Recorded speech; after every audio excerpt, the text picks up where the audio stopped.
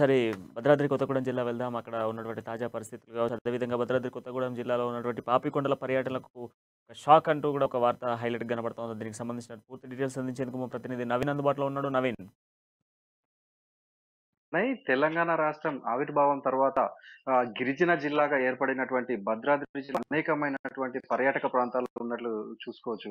ముఖ్యంగా మనం చూసుకుంటే ఇటు భద్రాద్రి దేవాలయం కావచ్చు, లేకపోతే పర్ణశాల, పాపికొండలు, కిన్నెరసాని, అదేవిధంగా బొగతా జలపాతం ఇలా చెప్పుకుంటూ పోతే అనేకమైనటువంటి పర్యాటక ప్రాంతాలన్నీ కూడా ఈ యొక్క మన భద్రాద్రి జిల్లాలో చూసుకోవచ్చు. అయితే ఇప్పుడు మనము ఈ భద్రాచల రామాలయ దర్శనానికి వచ్చినటువంటి ప్రతి భక్తులు కూడా ముఖ్యంగా ఈ యొక్క పాపికొండలో విహారయాత్ర చేయడానికి చాలా ఇష్టపడతారు. ముఖ్యంగా పాపికొండల్లో ప్రతి ప్రయాణికుడు ఇష్టపడేది ఆహ్, వ ఆ కొండల మధ్యలో లాంచీలో ప్రయాణము, ఆ తర్వాత ఏదైతే రాత్రి కొల్లేరులో చేసే ఏదైతే బస చేస్తారో అది చాలా మంది ఇష్టపడతారు. కానీ ఈ యొక్క పాపికొండలు పర్యాటకులకు ఈ యొక్క ఫారెస్ట్ అధికారులు ఒక షాక్ ఇచ్చారని కూడా చూడొచ్చు.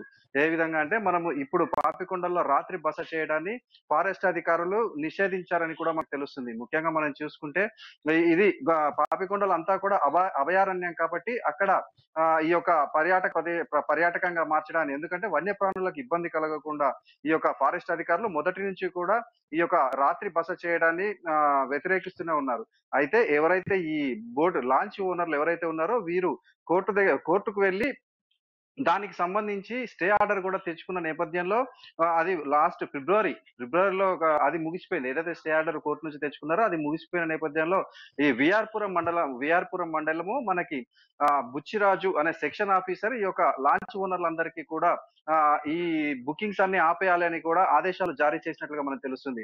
అయితే మనం చూసుకుంటే ముఖ్యంగా మనము ఇష్టపడే రాత్రి బస చేయడానికి వచ్చే ఎవరైతే వస్తారో వీక్షించడానికి వచ్చే వారందరూ కూడా ఈ యొక్క పాపికొండల్లో రాత్రి బస చేయడాన్ని నిషేధించడం పట్ల చాలా నైరాశ్యంలో ఉన్నట్లుగా కూడా మనకు తెలుస్తుంది ప్రణయ్. అయితే ఏదైతే కానీ ఇప్పుడు ఈ యొక్క లాంచ్ ఓనర్లు అయితే మరలా ఈ యొక్క కోర్టు గుమ్మం ఎక్కడానికి అయితే సిద్ధమవుతున్నట్లుగా కూడా మనం చూసుకోవచ్చు. సో, నవీన్ ఎక్కువ శాతం కూడా పాపికొండలు చూసేటువంటి ప్రేక్షకులు కావచ్చు, అదేవిధంగా అక్కడ ఇష్టపడేటువంటి వెదరంతా కూడా రాత్రి సమయాల్లో అక్కడ ఉన్నటువంటి అట్మాస్ఫియర్‌ని ఎంజాయ్ చేయడం కోసం వస్తా ఉంటారు. సో, ఫారెస్ట్ అధికారులకు సంబంధించి దీన్ని కొంత అభ్యంతరం వ్యక్తం చేస్తున్నటువంటి నేపథ్యంలో గతంలో కూడా చర్చ జరిగింది. సో, దాంతో పాటుగా ఇప్పుడు మరొకసారి అక్కడ ఉన్నటువంటి లాంచీ ఓనర్స్ అందరూ కూడా అక్కడ కోర్టుకు సంప్రదించేటువంటి సూచనలు కనబడుతున్నాయి. సో, ఓవరాల్‌గా అసలు ఎందుకు ఫారెస్ట్ అధికారులు ఎందుకోసమని ఈ పాపికొండల్లో రాత్రి బసను నిలిపివేయాలనుకుంటున్నారు? ఏదైనా వన్యప్రాణికి సంబంధించినటువంటి జంతువులను రక్షించడం కోసమా? లేకపోతే వాటితోని ఏదైనా ప్రాణాపాయ పరిస్థితులు ఇక్కడ ఉండేటువంటి సిట్యుయేషన్స్ వచ్చేటువంటి అక్కడ ప్రేక్షకులకు ఇబ్బంది కలిగే విధంగా అవుతుంది అన్నటువంటి ఆలోచనతో. అటవీ శాఖ అధికారులు చెప్తున్న దాని ప్రకారం ఏదైతే లాంచీలలో విహారయాత్ర ఉందో దానికైతే ఎటువంటి ఇబ్బంది లేదు. దానిపై ఎటువంటి ఆంక్షలు లేవు.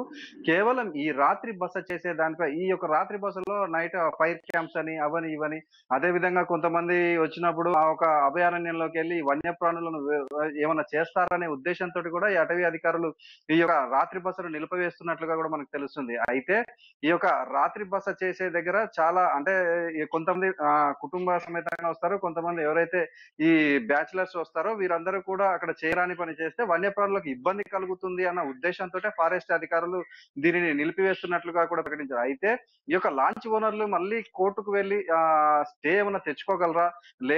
లేదు ఎప్పటికీ కూడా ఈ యొక్క రాత్రి బస చేయడాన్ని అటవీ అధికారులు ఆపేసి ఉంచుతారా అనేదైతే వేచి చూడాలి ప్రణయ్.